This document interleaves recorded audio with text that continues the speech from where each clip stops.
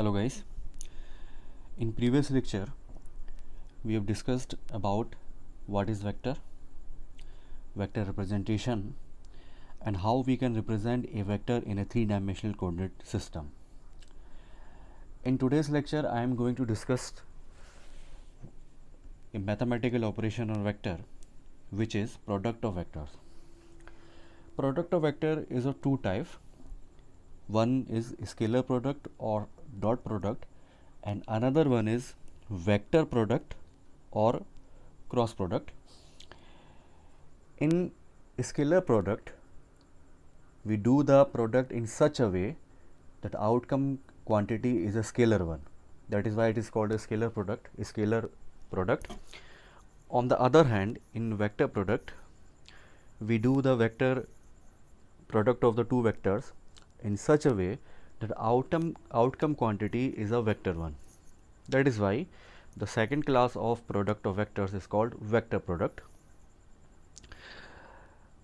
But before going to the actual discussion, I want to discuss the importance of these products, that why these products are so much of importance and essential in our study in physics. Suppose one of your friend is displacing a block of mass m with the influence of a force capital F. Due to this force, your friend displaces the block by a displacement capital D, and you want to find the work done by your friend. So what you have to do, you have to do the dot product or scalar product of force vector with displacement vector, and you can get the value of work done. On the other hand, there is another quantity which is called torque. Torque is a vector quantity, and to find the torque, what you have to do, you have to cross product or vector product of applied force with the position vector of point of application. So in this case, you have to do the vector product or cross product. Similarly, in class 12th, there is a entity which is called electric dipole. Electric dipole has a characteristic of electric dipole moment, which is a vector quantity. And suppose you put such type of electric dipole into a electric field which has an intensity of capital E. With the help of electric dipole moment and electric field intensity, you can find the potential energy and the torque acting on the dipole in that electric field. To find the potential energy of the electric dipole, you have to do the dot product or scalar product of electric dipole moment with the electric field intensity. On the other hand, to find the torque applied by the electric field on the electric dipole, you have to do the cross product of electric dipole moment with the electric field intensity. Similarly, in magnetostatics, there is an entity which is called magnetic dipole, and magnetic dipole also has a characteristic of magnetic dipole moment. So suppose you put a magnetic dipole in a particular magnetic field, and to find the potential energy and torque applied on that magnetic dipole, what you have to do, that for the potential energy you have to do the dot product of magnetic dipole moment with the magnetic field intensity. Similarly, for the torque, you have to do the cross product of magnetic dipole moment with the magnetic field. So I have given such of an example where you required the dot product or scalar product and vector product or cross product. And in our physics, in various topics, in various discussions, we required the dot product and cross product. So basic knowledge about dot product and cross product, how to do these product, their importance, their characteristics. It is very much important. So come to the actual discussion. First I will discuss the scalar product, then vector product. The first one is scalar product. As shown in the diagram given, there are two vectors, which is vector A and vector B, and these two vectors are inclined to each other by a theta degree angle. And in the equation as shown in the figure, for the dot product, what you have to do, you will take the two vectors, A vector and B vector, and do the scalar product.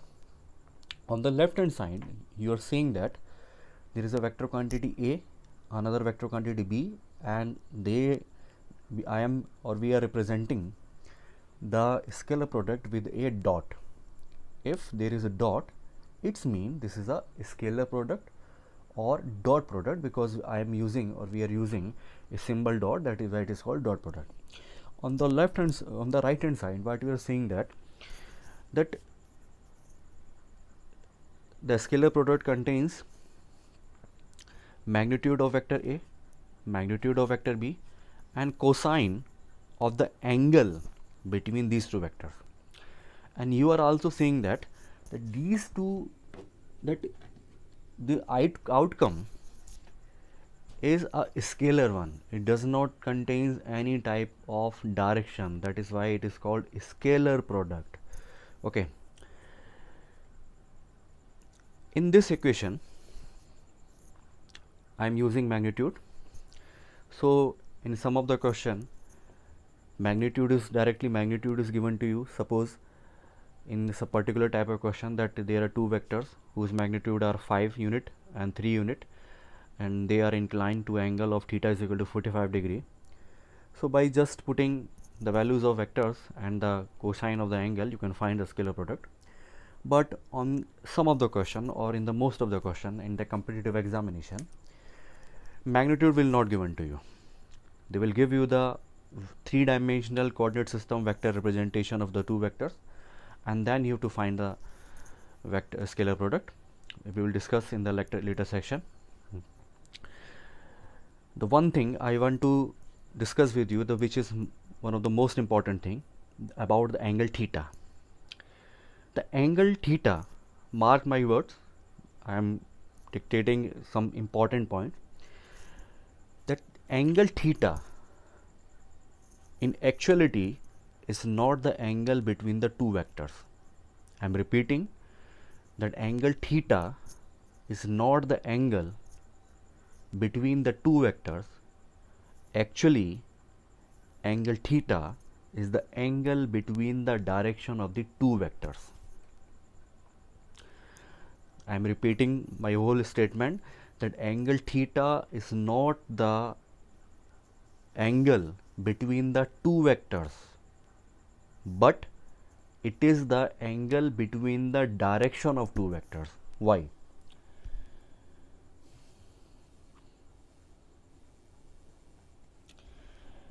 जैसा कि diagram में मैं show किया हूँ, मेरे पास तो दो vectors हैं, वेक्टर ए और वेक्टर बी, और जैसा कि आप लोग देख रहे हैं वेक्टर ए और वेक्टर बी में आप लोग एक चीज़ महसूस कर रहे हैं कि दोनों जो मैंने दो डायग्राम शो किए हैं, एक लेफ्ट हैंड साइड वाला ब्लू से और राइट हैंड साइड वाला रेड से, दोनों डायग्राम में एक बेसिक फ़र्क है।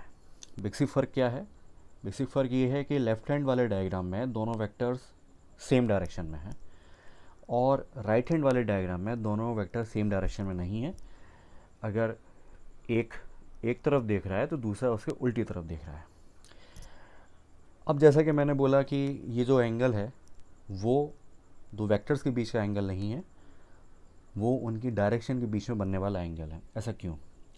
अगर मान लीजिए कि मैं इस स्टेटमेंट को बोलता हूँ कि ये जो एंगल थीटा है उन दोनों वेक्टर्स के बीच में बनने वाला एंगल है, तो आप एक गलती करते हैं। क्या गलती करते हैं कि इन दोनों केसेस में आप थीटा की वैल्यू को 0 डिग्री ले लेते हैं, क्योंकि आपको ऐसा दिख रहा है कि दोनों पैरेलल टाइप से हैं, ठीक है। तो आप इनको 0 डिग्री ले लेते हैं और जब आंसर निकालते हैं तो वो गलत आता है। लेकिन एक्चुअल में जब आप मेरे स्टेटमेंट का दूसरा वाले पार्ट का इस्तेमाल करेंगे, जो कि ये कहता है कि थीटा जो है वो एंगल है दोनों वेक्टर्स के बीच की डायरेक्शन में, तो आप ये पाएंगे कि जो लेफ्ट हैंड साइड वाला जो डायग्राम है उसमें दोनों वेक्टर्स ए एंड बी के बीच का जो एंगल है वो theta is equal to 0 degree है। और दूसरी तरफ जो मेरा राइट हैंड साइड वाला डायग्राम है, जिसको मैंने रेड से शो किया है, क्योंकि वो दोनों एक दूसरे के एंटी पैरेलल हैं, वो एक दूसरे के बिल्कुल अपोजिट की तरफ देख रहे हैं। अगर एक नॉर्थ में जा रहा है तो दूसरा साउथ में जा रहा है, अगर एक ईस्ट में जा रहा है तो दूसरा वेस्ट में जा रहा है, दोनों एक दूसरे के उल्टे जा रहे हैं। तो जब उनकी डायरेक्शन के बीच में एंगल देखते हो तो आप ये पाते हैं कि उस वक्त theta is equal to 180 degree है यहाँ पर। इसलिए मैंने कहा जो बात इंपॉर्टेंट थी कि यहाँ पर एंगल आपको दो वेक्टर्स के बीच में नहीं देखना है, कभी भी उनकी डायरेक्शन के बीच में देखना है। तो ये तो बात रही कि थीटा कैसे लेना है, और मैंने थोड़ा सा आपको बताया कि अगर मैग्नीट्यूड दे रखा हो, एंगल दे रखा हो, तो आप आसानी से पता लगा सकते हैं कि डॉट प्रोडक्ट कैसे करना है।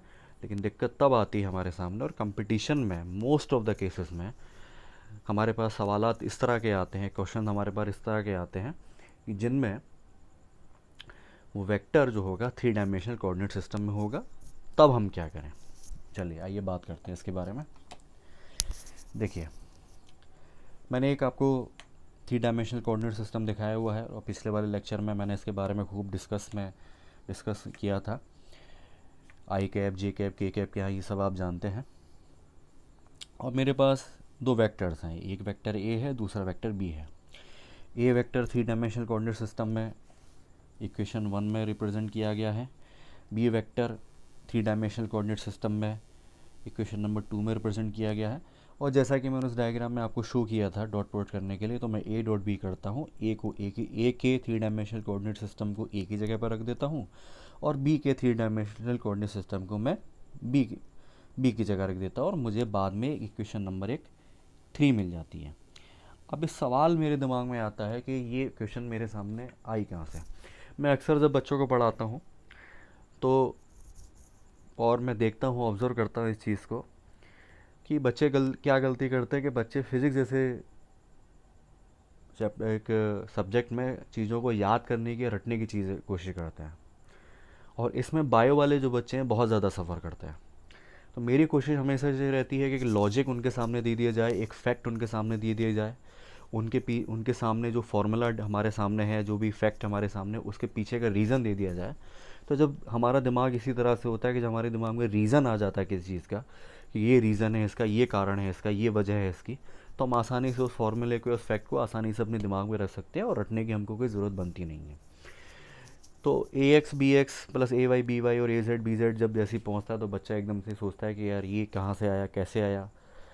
तो कुछ नहीं है, मैं बच्चों को बोलता हूँ कि आपको इस चीज़ को याद करके रखना है, लेकिन रीज़न क्या है इसके पीछे का। तो देखिए, मैंने बोला कि जब दो डॉट प्रोडक्ट करते हैं तो क्या करते हैं, जैसे हमने इक्वेशन में देखा, A vector dot B vector is equal to A magnitude B magnitude cos theta. चलिए, मैं आई यूनिट वेक्टर के साथ डॉट प्रोडक्ट करता हूँ।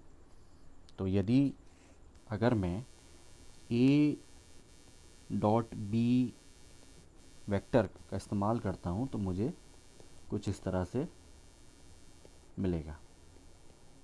चलिए, तो मान लीजिए कि इन केसेस में मैंने थोड़ी देर के लिए मान लिया कि ए जो है आई है और बी भी आई है। तो जैसे ही मैं आई डॉट आई करता हूँ तो सारी चीज़ें रिप्लेस हो जाती हैं, और मेरे सामने कुछ इस तरह की चीज़ें मिलती हैं। यहाँ मुझे आई मैग्नीट्यूड मिलता है, यहाँ आई मिनट मिलता है, और 0 डिग्री मैंने कॉस में इसलिए लिया है क्योंकि मैं आई के साथ डॉट प्रोडक्ट कर रहा हूँ। तो ऑब्वियस सी बात है, एक सेम डायरेक्शन के साथ करेंगे तो एंगल 0 डिग्री आएगा और मुझे 1 मिल जाता है। इसी तरह से जब मैं जे डॉट जे करता हूँ या के डॉट के करता हूँ तो उसी रीज़न से मुझे 1 मिल जाता है। लेकिन अगर जब मैं आई डॉट जे करता हूँ, तो आप एक चीज़ महसूस कर रहे होंगे कि जैसे ही आप आई डॉट जे करते हैं तो आई डॉट जे होने पर theta is equal to 90 degree हो जाएगा, क्योंकि एक्स एक्सिस और वाई एक्सिस तो एक दूसरे से परपेंडिकुलर है। जब ये दोनों परपेंडिकुलर है तो इनसे रिलेटेड जो यूनिट वेक्टर्स है वो भी परपेंडिकुलर होंगे, तो उस केस में theta is equal to 90 degree हो गया और ये डॉट प्रोडक्ट जीरो हो गया। इसी तरह से जे डॉट के और के डॉट आई भी जीरो हो गया। जब मैं इसका यहाँ इस्तेमाल करता हूँ तो मुझे एक चीज़ मैं महसूस करता हूँ कि जैसे ही मैं ए एक्स आई कैप का बी एक्स आई कैप के साथ डॉट प्रोडक्ट करता हूँ तो ए एक्स बी एक्स तो बाहर आ जाता है, लेकिन यहाँ पर जो आई डॉट आई साइलेंट था वो 1 हो गया। अब आगे अगर मान लीजिए कि मैं ए एक्स आई कैप का बी वाई जे कैप से डॉट प्रोडक्ट करता हूँ, तो आप एक चीज़ महसूस कर रहे होंगे कि भाई ए एक्स बी वाई तो चलिए समझ में आता है, लेकिन जैसे ही आई डॉट जे करेंगे तो आई डॉट जे ज़ीरो होने की वजह से ए एक्स बी वाई वाली टर्म ज़ीरो हो जाएगी, तो वो इक्वेशन में लिखने की ज़रूरत ही नहीं है। इसी तरह से जब ए एक्स आई कैप का आप बी जेड के कैप के साथ डॉट प्रोडक्ट करेंगे तो सेम वही चीज़ आएगी कि ए एक्स बी जेड तो चलिए बाहर आ गया, लेकिन आई डॉट के जैसे किया तो वो ज़ीरो हो गया। इसी तरह से बाकी वाली टर्म्स वैनिश हो गई और मेरे हाथ में सिर्फ ए एक्स बी एक्स आया जब मैंने पहला प्रोडक्ट किया। उसके बाद फिर मैं ए वाई जे कैप का इस सारी की सारी टर्म्स से, यानी कि जो दूसरा वाला बी वाला जो ब्रैकेट है उससे मैं मल्टीप्लाई करूँगा तो मुझे सिर्फ ए वाई बी वाई मिलेगा। इसी तरह से बाकी जो दोनों टर्म्स हैं वो ज़ीरो हो जाएंगे और मैं जब ए जेड के कैप का दूसरे वाले ब्रैकेट यानी बी वाले ब्रैकेट से मल्टीप्लाई करूँगा तो मुझे बाकी टर्म ज़ीरो मिलेंगे और सिर्फ मुझे मिलेगा ए जेड बी जेड। तो ये हमारा याद करने का तरीका है, कोई ज़्यादा तकलीफ दे नहीं है। आप बस इतना सा करिए कि जो जब डॉट प्रोडक्ट कर रहे हो तो जो आई कैप के कंपोनेंट हैं उनको मल्टीप्लाई कर दीजिए विद साइन, जे कैप के जो कंपोनेंट हैं उनको मल्टीप्लाई कर दीजिए विद साइन, और जो के कैप के कंपोनेंट कफिशेंट्स हैं उनको मल्टीप्लाई कर दीजिए विद साइन और सबको जोड़ दीजिए, आपका डॉट प्रोडक्ट मिल जाएगा। तो ये तो बात थी थोड़ी सी, ये था वेक्टर फॉर्म में। और दूसरा जो हमने पहले वाले डायग्राम में देखा था A magnitude B magnitude cos theta, वो एक मैग्नीट्यूड फॉर्म थी। चलिए अब एक क्वेश्चन करते हैं और समझने की कोशिश करते हैं कि कैसे कैसे हमको इसको इस्तेमाल करना है। चलिए मेरे पास एक सवाल है, the vector P vector is equal to A I cap plus A J cap plus 3 K cap and q vector is equal to a I cap minus 2 j cap minus k cap are perpendicular to each other. The positive value of a is option A 0, option B 1, option C 2, option D 3। सवाल में जानबूझ करके unit vectors को पहले रख दिया गया है ताकि बच्चा थोड़ा सा कंफ्यूज हो जाए, जिसको बहुत बेसिक जानकारी नहीं होती है और थोड़ा सा बच्चा कंफ्यूज हो जाए सिर्फ इसलिए। इससे कोई घबराने की ज़रूरत नहीं है। और जब मैं क्वेश्चन को स्टेट कर रहा था तो मैंने उसको सही फॉर्म में कर दिया था। चलिए आप क्वेश्चन को देखते हैं। मेरे पास दो वेक्टर्स हैं, पहला वेक्टर है मेरे पास ये और दूसरा वेक्टर है मेरे पास ये, और मुझे इन दोनों की पॉजिटिव ए की पॉजिटिव वैल्यू निकालनी है अगर ये वेक्टर्स जो हैं दोनों मेरे परपेंडिकुलर हों। चलिए मुझे एक चीज़ बताइए कि जब वेक्टर परपेंडिकुलर होते हैं तो उनके बीच का एंगल कितना होता है। जाहिर सी बात है परपेंडिकुलर का मतलब theta is equal to 90 degree. मैं आपसे सवाल पूछता हूँ, अगर दो वेक्टर एक दूसरे के परपेंडिकुलर हैं और अगर आप उनका डॉट प्रोडक्ट करते हैं तो क्या वहाँ पर कॉस थीटा में theta is equal to 90 degree नहीं आएगा? और अगर वहाँ पे theta is equal to 90 degree है और कॉस 90 की वैल्यू ज़ीरो होती है तो सारा का सारा डॉट प्रोडक्ट ज़ीरो हो जाएगा।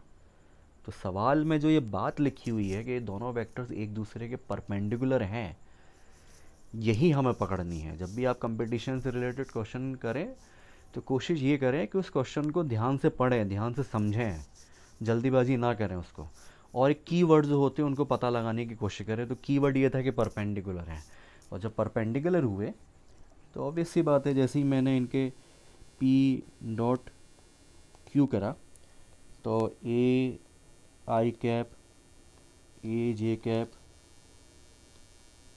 3 K cap dot A I cap 2 J cap minus के कैप, और जैसे डॉट प्रोडक्ट करता हूँ तो मुझे ए स्क्वायर मिलता है, फिर मुझे माइनस 2a मिलता है, फिर मुझे -3 मिलता है। अब मुझे क्या पता था कि दोनों जो वेक्टर्स हैं हमारे पास वो कैसे हैं, ये दोनों के दोनों परपेंडिकुलर हैं। इसका मतलब ये है कि P डॉट क्यू की वैल्यू 0 है, यानी कि ए स्क्वायर माइनस 2a-3a = 0 है। और जब मैं क्वेश्चन को सॉल्व करूँगा, क्लास 10th 9th तक हम क्वाड्रेटिक इक्वेशन को सॉल्व करना सीख जाते हैं मैथमेटिक्स में, तो मैं जब उस मेथड से सॉल्व करूँगा या फिर मैं श्रीधराचार्य फॉर्मूला भी लगा सकता हूँ, तो मेरे पास दो रूट्स आएंगे। एक रूट आएगा a = 3 और दूसरा रूट आएगा a = -1। क्योंकि मुझे पॉजिटिव वैल्यू निकालनी थी, इसलिए मेरा जो आंसर था वो था a = 3। अगर वो माइनस वैल्यू पूछता तो a = -1 कर देते। मान लीजिए थोड़ा सा मॉडिफाई कर दूँ क्वेश्चन को, तो मॉडिफाई करके क्वेश्चन कर सकते हैं कि बताइए कि इनमें से कौन सी वैल्यू जो होंगी, इनमें से कौन सी वैल्यूज़ के लिए, एक ही कौन सी वैल्यूज़ के लिए दो वेक्टर्स एक दूसरे के परपेंडिकुलर होंगे। तो ऑप्शन दे रखे होंगे कुछ इस तरह से कि option A 3,1, option B -3 -1, option C -3 + 1, option D 3 -1। तो 3 -1 के लिए दोनों वेक्टर एक दूसरे के परपेंडिकुलर होंगे। चलिए, अब एक दूसरा क्वेश्चन है कि एक वेक्टर है मेरे पास, A vector = i cap + j cap - k cap, और B vector = 2i cap + 3j cap + 5k cap. Angle between A and B is a = 120 degree, b = 90 degree, c = 60 degree and d = 30 degree. एक मैं आपको hint दे रहा हूँ कि जब भी आपको एंगल निकालना हो, मेरी बात ध्यान से सुनिएगा, कि जब भी आपको एंगल निकालना हो दो वेक्टर्स के बीच, तो कभी क्रॉस प्रोडक्ट करने की गलती मत करिए। कंपटीशन एग्ज़ाम में फंस जाएंगे, टाइम खींच ले जाएगा वो बहुत कैलकुलेटिव होता है। हमेशा डॉट प्रोडक्ट करिए, डॉट प्रोडक्ट करिए, और डॉट प्रोडक्ट करके आपको पता लग जाएगा कि दोनों वेक्टर्स के बीच में एंगल कितना है। देखिए ज़रा, मेरे पास दो वेक्टर्स है, ए i cap + j cap - k cap, और दूसरा वेक्टर था 2i cap + 3j cap + 5k cap. मैंने इनको एज इट इज़ उनकी जगह पर रख दिया था। जैसे ही मैं डॉट प्रोडक्ट करता हूँ तो मुझे मिलता है 2 × 1, फिर मिलता है मुझे 1 × 3, फिर मुझे मिलता है 1 × 5। तो हो जाएगा 2 + 3 - 5, जो आता है 0, और डॉट प्रोडक्ट 0 आ गया। डॉट प्रोडक्ट 0 आने का मतलब क्या है कि दोनों वेक्टर एक दूसरे के परपेंडिकुलर हैं। तो मैं कह सकता हूँ कि A vector is perpendicular to B vector, और जब दोनों वेक्टर एक दूसरे के परपेंडिकुलर होंगे तो एंगल कितना होगा, थीटा = 90 डिग्री। इसलिए जो मेरा आंसर होगा वो होगा ऑप्शन बी। चलिए, अब एक तीसरा क्वेश्चन देखते हैं।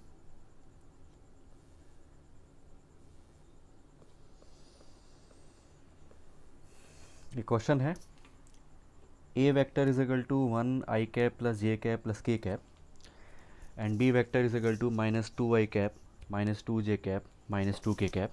आपको थीटा निकालना है, यानी कि उन दोनों वेक्टर्स के बीच का एंगल निकालना है। फिर वही चीज़, डॉट प्रोडक्ट करें।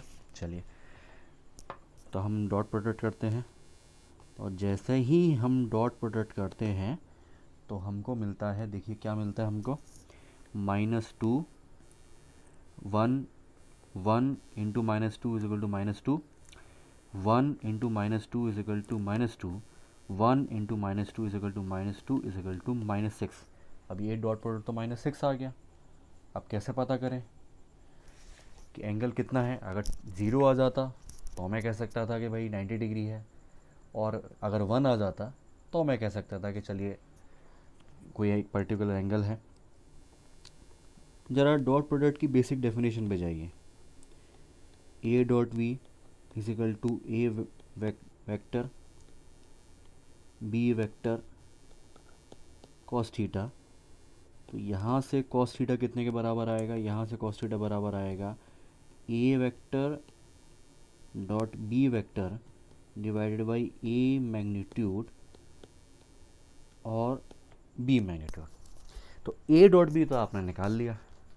अगर आपको a मैग्नीट्यूड और b मैग्नीट्यूड मिल जाए तो आप cos थीटा निकाल सकते हैं, यानी कि थीटा cos इन्वर्स करके निकाल सकते हैं।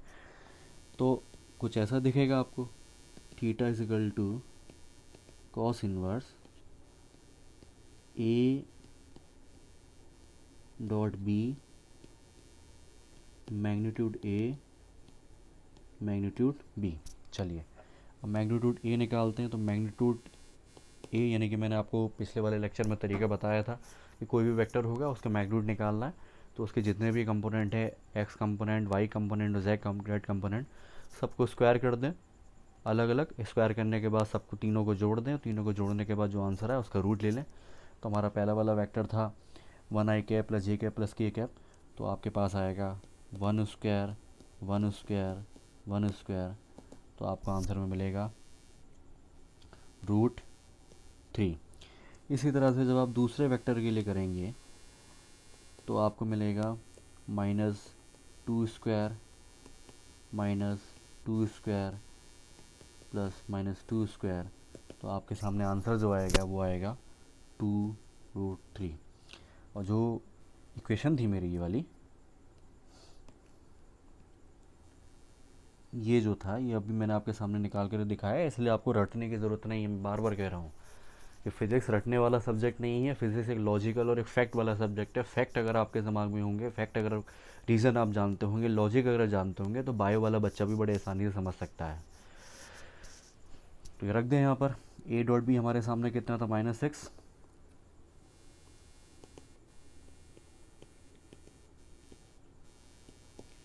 ए हमारे सामने था √3 और बी हमारे सामने था 2√3। तो जो हमारे सामने आंसर आएगा वो आएगा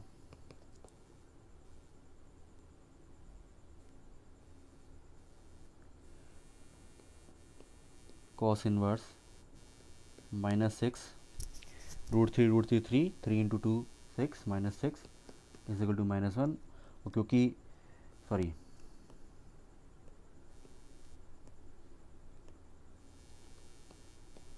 कॉस इनवर्स -1, और -1 तभी हो सकता है जब थीटा की वैल्यू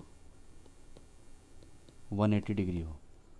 तो इन दोनों वेक्टर्स के बीच में angle theta is equal to 180 degree होगा। चलिए।